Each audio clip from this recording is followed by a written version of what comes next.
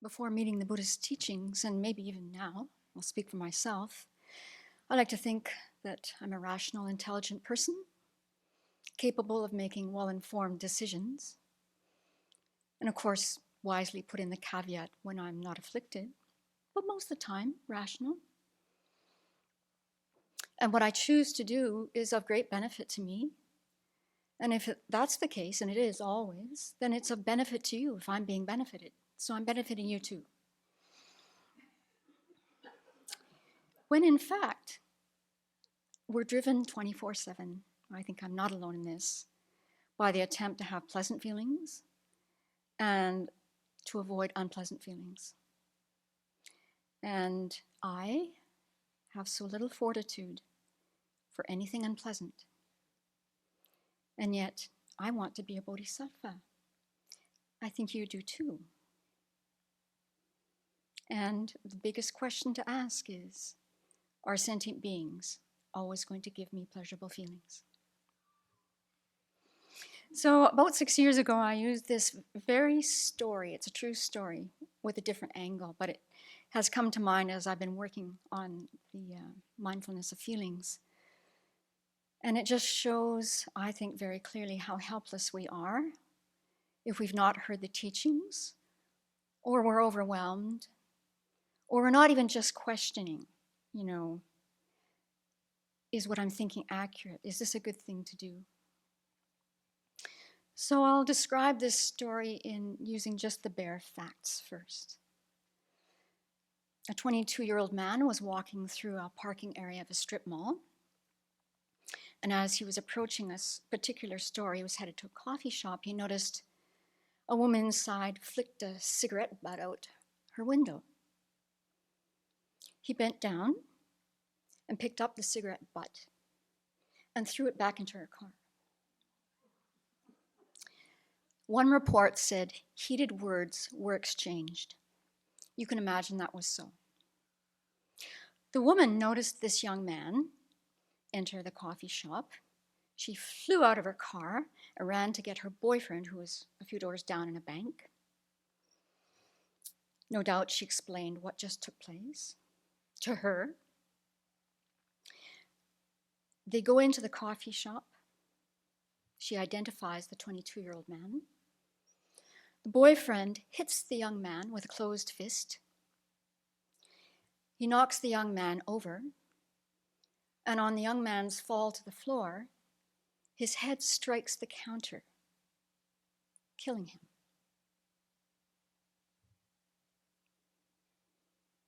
So when we look at this story from the viewpoint of the mindfulness of feelings, let's take a look at this in a deeper way. The 22-year-old person observed a person throwing a smoldering cigarette butt out of her car. An unpleasant feeling arose. He reacts with anger and aversion. And craving to be free of this mental pain, he chooses to act while being fueled by anger and aversion. And he picks up that cigarette butt and throws it into the car. Likely, as he walks away from the car, headed for the coffee shop, he is thinking about how his actions were justified in response to that littering by that inherently existent careless person. The woman sees the man throwing the cigarette butt back into her car. Unpleasant feelings arise. She reacts with anger and aversion, and then craving to be free of that painful feeling, and fueled by this anger and aversion, she runs to find her boyfriend, the knight on the horse in shining armor, right? She wants to tell him what just took place and what that inherently existent bad person just did to her. The boyfriend hears the sounds of the story, sees the expression on the girlfriend's face, sees her emotional upset, unpleasant feeling. He reacts with anger and aversion, craving to be free from that painful feeling. He goes with the girlfriend to the coffee shop, and he hits the 22-year-old. Total strangers. They meet for less than 15 minutes. This all took place in less than 15 minutes. and their lives are all altered in the most dramatic way. So what they all had in common was they experienced an unpleasant feeling. They reacted with anger and aversion. That gave rise to craving to be free of that feeling, and then did an action that was destructive, creating negative karma. Everyone was believing that the other person was the primary cause for their pain. The other person is an inherently existent bad person who only means to harm. So this so clearly shows that our feelings are completely rooted in ignorance. And under the influence of afflictions, we see only one choice: reactivity. No other choice. We're going to do something immediately. So if it's a painful feeling, we don't practice thought training. We react with anger and aversion, and we do something that's going to be destructive, creating negative karma. The good news is if we do practice thought training, we can have the unpleasant feeling, and then we can say, and this is going to show where we're at, we can say, good, that negative karma is finishing, it's ripening. It could have ripened in a much more terrible way, in a horrible rebirth. How wonderful this is happening. I'm happy. Well, I don't think I'm there yet. I have this aspiration. I can do it in smaller things. So the other thing that's going on is that we often think, usually, that the external object is the cause of the feeling. But when we continue to look more deeply, we can see that the arisal of feeling does have other things going on. There's other conditions in the environment. And it also has to do with our karma. We can be in the same situation as someone else, and those two people can encounter the same object and have entirely different experiences. So we really need to start watching for these external conditions and internal conditions. So let's talk about something really important like Brussels sprouts. Some people here really like Brussels sprouts, it's clear. They show up on the steam table with a fair frequency, I would say. And when I see Brussels sprouts, I have to say that immediately an unpleasant feeling arises. An aversion starts, but at least with something as simple as food. You know, I can start talking to myself. So the story goes every single time, and I have a lot of opportunity to do this story. Look, Venerable Sultram has taken great care. They're sauteed very nicely. They look good. That brown-edged green vegetable looks very appealing. It looks good. They're good for you. It's a very good source of vitamin C, high in fiber, antioxidant qualities. So I take one or two. I'm hoping, of course, that my experience will change. You know, everything is impermanent. My mind's impermanent, this body's impermanent. I'm just waiting for this moment for that to change. But as I've experienced so far, for some reason, and I guess it's just karma, I cannot get this mind to shift. Well, I can't do anything about the feeling. So the feeling arises. That I can't do anything about. But I can just keep on working on my reaction, the aversion, and eventually I'm hoping that this will change. But I will say this.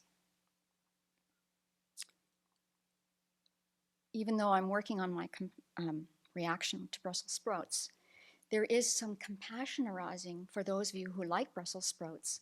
And so I am leaving my portion for you.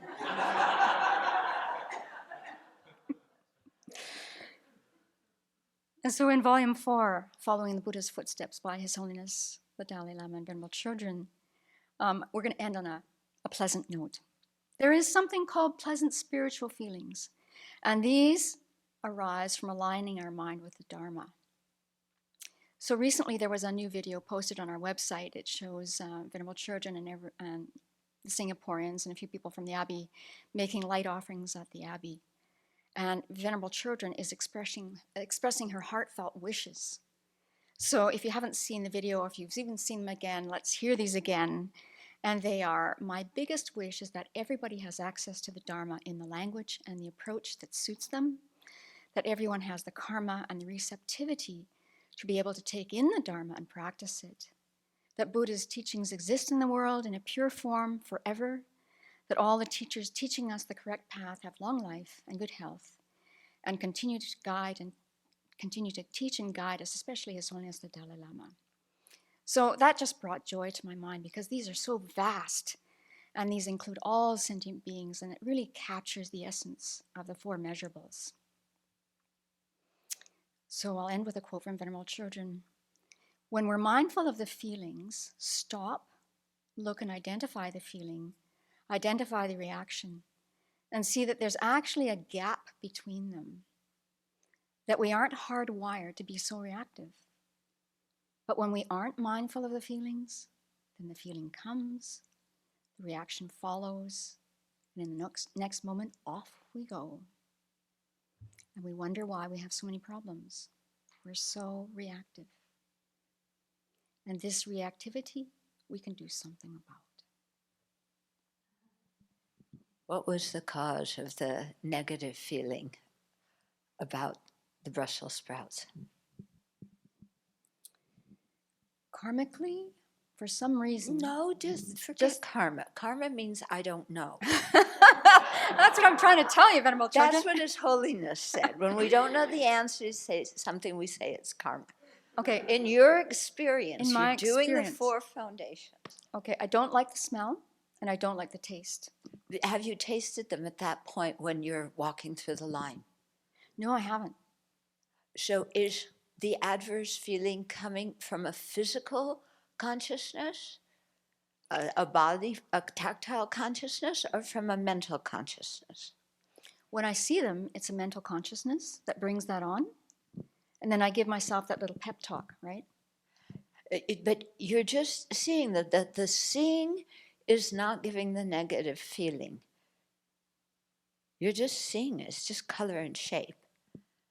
Okay. So then it's the proliferating mind. Yes. So it's totally your mental consciousness that is making up this bad feeling. Thanks for pointing that out. I'll try it again. Yeah, just look at it. There's, you're just seeing color and shape. Mm-hmm. It's your mind that's going, oh, that's a Brussels sprouts. I had Brussels sprouts when I was 2.5 and I threw up and I never want to eat them again, and she always puts them out here. Thank you.